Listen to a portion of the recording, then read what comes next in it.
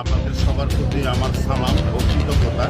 আমাদের সমমনা দল কর্তৃক যে রাষ্ট্র কাঠামো মেরামতের 31 দফা, সেই 31 দফা প্রচারণার পক্ষে একটি গণমিছিল আমরা আয়োজন করছি।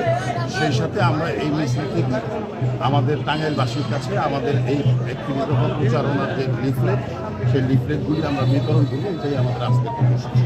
আমাকে দল এই কারণেই যে আমার দীর্ঘ রাজনীতির একটা অতীত আছে। আমি একদম ছাত্র জীবন থেকে রাজনীতির সাথে সম্পৃক্ত। আমার পারিবারিকভাবে আমার মা টাঙ্গাইল জেলা মহিলা দলের প্রতিষ্ঠাতা সভানেত্রী। আমরা পারিবারিকভাবে বিএনপি রাজনীতির সাথে সম্পৃক্ত। আমি আমার দীর্ঘ রাজনৈতিক জীবনে টাঙ্গাইল জেলা ছাত্র দলের সভাপতি এবং টাঙ্গাইল জেলা যুব দলের সভাপতির দায়িত্ব পালন করছি। টাঙ্গাইলের তৃণমূলে আমার ব্যাপক একটা বন্ধন টাঙ্গাইলের মানুষের সাথে আমার তৈরি হয়েছে। আর এবারের যে নির্বাচন, এটা একটা ঐতিহাসিক নির্বাচন হবে আমি আশা করি। কেননা হাজার ছাত্র যুবকের রক্তের বিনিময়ে, হাজার ছাত্র যুবকের পঙ্গুত্বের বিনিময়ে, অন্ধত্বের বিনিময়ে একটা গণতন্ত্রের স্বপ্ন এই বাংলাদেশের মানুষ এখন দেখতেছে। এবং বাংলাদেশের মানুষের মধ্যে একটা পরিবর্তনের যে আকাঙ্ক্ষা, সেই আকাঙ্ক্ষাটা আমরা খুব গভীরভাবে লক্ষ্য করছি। সেই পরিবর্তনটা হলো রাজনীতির পরিবর্তন এবং রাজনীতির নেতৃত্বের যে বৈশিষ্ট্য এবং গুণাবলী, তার পরিবর্তনের একটা দাবি আজকে বাংলাদেশে মাটি থেকে উঠে এসেছে। আর সেই পরিবর্তনের যে ডাক, সেটাকে সাড়া দিয়ে আমি আমার নিজেকে নতুন করে একটা নেতৃত্বের রাস্তায় আমি নিজেকে তৈরি করার জন্য সার্বক্ষণিকভাবে আমরা কাজ করতেছি।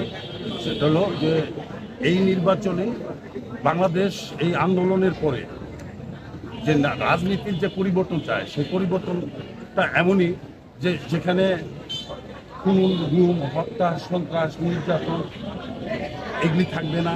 জমি দখল, অর্থ পাচার, দুর্নীতির মাধ্যমে অর্থ উপার্জন, এগুলো থাকবে না। সেই একটা পরিবর্তন বাংলাদেশের মানুষ চায়। আর নেতৃত্বের যে পরিবর্তন বাংলাদেশের মানুষ চায়, সেটা হলো এখন বাংলাদেশের মানুষ সৎ, আত্মত্যাগী, মানুষের সাথে বন্ধুত্বপূর্ণ সম্পর্ক নিয়ে দীর্ঘ সময় পার করা বা মানুষের সুখ দুঃখ প্রয়োজনকে অনুভব করে তাদের পাশে থাকা, তাদের জন্য কাজ করার যে একটা ডিমান্ড আজকে টাঙ্গাইল বাংলাদেশের রাজনীতিতে, আমি সেই জন্য প্রস্তুত এবং নিজেকে প্রস্তুত করছি। টাঙ্গাইলের রাজনীতিতে আমি আশা করি যে আগামী নির্বাচনে আমাকে মনোনয়ন দেবে এই কারণে যে টাঙ্গাইলে যারা প্রার্থী আছে তার মধ্যে আমি একমাত্র প্রার্থী যে বিগত 5ই আগস্টের পরে কোনো অন্যায় অপকর্মে লিপ্ত হয়ে নিজের দলের ভাবমূর্তি, নিজের দলের সম্মানকে ক্ষুণ্ণ করবে।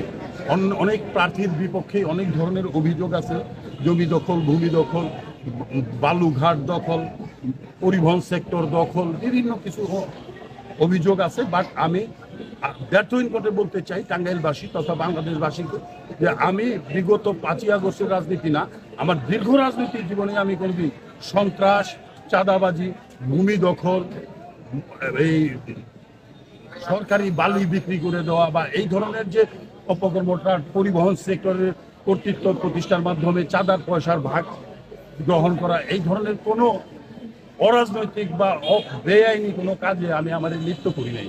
একমাত্র প্রার্থী, টাঙ্গাইল মানুষ বলে যে টাঙ্গাইলে একটা মাত্র প্রার্থী আছে যে ক্লিন ইমেজের, যার বিরুদ্ধে কোনো অন্যায় অপকর্ম বা দুর্নীতির অভিযোগ নেই। আমাদের নেত্রী ঘোষণা দিয়েছে যে টাঙ্গাইলে সারা বাংলাদেশে যারা ক্লিন ইমেজের লোক তাদেরকে নমিনেশন দিবে, যারা জনসম্পৃক্ত, জনগণের সাথে যাদের সুসম্পর্ক আছে তাদেরকে নেতৃত্ব দিবে, তরুণ সমাজে যাদের গ্রহণযোগ্যতা আছে, তরুণ সমাজের সাথে যাদের সুসম্পর্ক আছে তাদেরকে মনোনয়ন দিবে।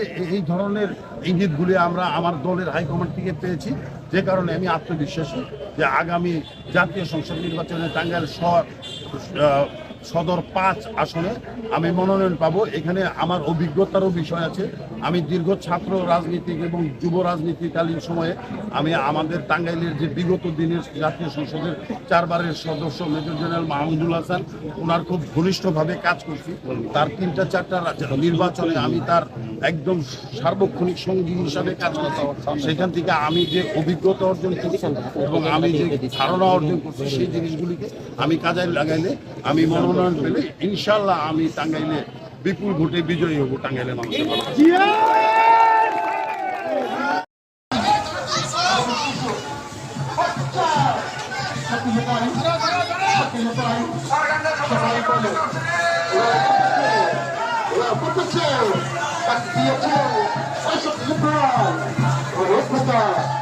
সবাই নাই বাদ দিয়েছ বাদ দিয়েছ বাদ দিয়েছ বাদ দিয়েছ বাদ দিয়েছ সকল ভাই ঘরে থাকার সময় নাই বাদ দিয়েছ সকল ভাই ঘরে থাকার সময় নাই বাদ দিয়েছ সকল ভাই ঘরে থাকার ওই টাঙ্গাইল শহরে কোনো নেতা আছে নেতা চট্টগ্রামে ৩৫ থেকে তো ওখানে পাড়ার